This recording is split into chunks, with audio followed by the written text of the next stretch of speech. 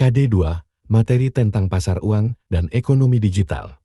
Fase F semester genap. Everybody asking how we doing, say we good. Don't need no one to tell me how to live just like they would.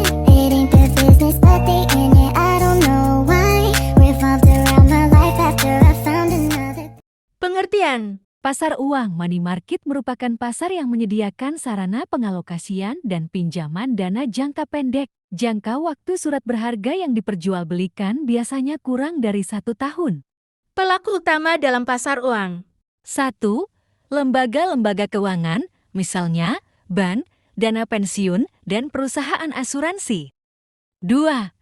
Perusahaan-perusahaan besar, misalnya perusahaan yang sudah go public menerbitkan commercial paper. 3. Lembaga-lembaga pemerintah, misalnya Bank Indonesia menerbitkan sertifikat Bank Indonesia SBY. 4. Individu-individu, misalnya rumah tangga membeli sertifikat Bank Indonesia. Fungsi pasar uang. 1. Sebagai sarana pengendali moneter yang dilakukan oleh penguasa moneter dalam melaksakan operasi pasar terbuka. 2. Pasar uang juga berfungsi untuk menjembatani adanya kesenjangan antara penerimaan dan pengeluaran dana. 3. Bagi para investor pasar uang juga berfungsi untuk mencari keamanan likuiditas di samping peluang untuk memperoleh pendapatan bunga. Karakteristik pasar uang. 1. Menyediakan fasilitas atau jaringan transaksi jual beli aset finansial. 2. Mempertemukan pihak yang memiliki surplus dana dengan pihak yang mengalami defisit. 3. Transaksi dalam pasar uang sebagian bersifat jangka pendek. 4. Pasar uang juga berfungsi untuk memenuhi kebutuhan dana jangka pendek perusahaan, lembaga keuangan, dan pemerintah, mulai dari overnight sampai dengan jangka waktu jatuh tempo 1 tahun. 5. Pada waktu yang sama pasar uang menyediakan outlet investasi bagi pihak surplus dana jangka pendek yang ingin memperoleh pendapatan atas dana yang belum terpakai. Debitur dan kreditur dalam pasar uang. Debitur atau pengutang adalah orang atau pihak yang mempunyai utang atau pinjaman ke pihak lain karena adanya suatu perjanjian atau undang-undang yang dijanjikan debitur untuk dibayar kembali pelunasannya pada masa yang akan datang. Berikut ini adalah contoh dari debitur. 1. Pinjaman konsumen. 2. Pinjaman bisnis. 3. Entitas. 4. Pemerintah dan negara. 5. Fasilitas kredit. Kreditur atau pemiutang adalah pihak yang memiliki tagihan kepada pihak lain atas properti atau layanan jasa yang diberikannya di mana diperjanjikan bahwa pihak kedua tersebut akan mengembalikan properti yang nilainya sama atau jasa. Berikut ini adalah contoh dari kreditur di dunia perbankan. 1. Bank. 2. Lembaga kredit non-bank. 3. Fintech kredit online paylater. 4. Venture kapitalis. 5. Investor. Jenis-jenis risiko investasi di pasar uang. 1. Risiko pasar interest rate risk, yaitu risiko yang berkaitan dengan turunnya harga surat berharga dan tingkat bunga naik mengakibatkan investor mengalami capital loss. 2. Risiko reinvestment adalah risiko yang memaksa investor menempatkan pendapatan yang diperoleh dari bunga kredit atau surat-surat berharga ke investasi yang berpendapatan rendah akibat turunnya tingkat bunga. 3. Risiko gagal bayar. Risiko ini terjadi akibat tidak mampunya peminjam memenuhi kewajibannya sesuai dengan yang diperjanjikan. 4. Risiko inflasi. Pemberi pinjaman menghadapi kemungkinan naiknya harga-harga barang dan jasa-jasa yang akan menurunkan daya beli atas pendapatan yang diterimanya. 5. Risiko politik. Risiko ini berkaitan dengan kemungkinan adanya perubahan ketentuan perundangan yang berakibat turunnya pendapatan yang diperkirakan dari suatu investasi atau bahkan akan terjadi kerugian total dari modal yang diinvestasikan. 6.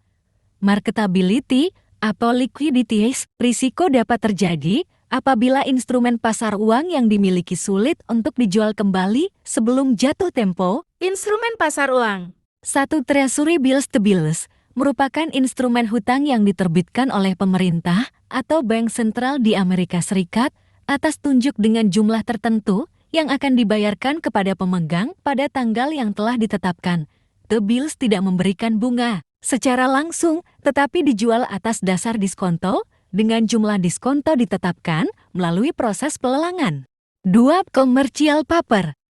Commercial paper CP merupakan promise yang tidak disertai dengan jaminan yang diterbitkan oleh perusahaan bank untuk mendapatkan dana jangka pendek. CP dijual kepada investor dalam pasar uang. CP pada dasarnya merupakan promise di mana penerbit berjanji akan membayar sejumlah tertentu uang pada saat CP jatuh tempo. 3. Negotiable Certificate of Deposit. Negotiable Certificate of Deposit CD atau sertifikat deposito merupakan instrumen yang diterbitkan oleh suatu bank atas unjuk dan dinyatakan dalam suatu jumlah, jangka waktu, dan tingkat bunga tertentu. 4. Bankers Acceptance. Bankers Acceptance CBA merupakan wesel bank yang ditarik oleh seorang eksportir atau importir atas suatu bank untuk membayar sejumlah barang atau untuk membeli valuta asing yang diberi tanda accepted apabila bank menyetujui wesel tersebut dan dapat diperjualbelikan di pasar uang sebagai salah satu sumber pendanaan jangka pendek. 5. Bill of Exchange. Bill of Exchange atau wesel adalah suatu perintah tertulis tak bersyarat yang ditujukan oleh seseorang kepada pihak lainnya untuk membayar sejumlah uang pada saat diperlihatkan atau pada tanggal tertentu kepada penarik atau order atau pembawa. 6. Repurchase Agreement Repo.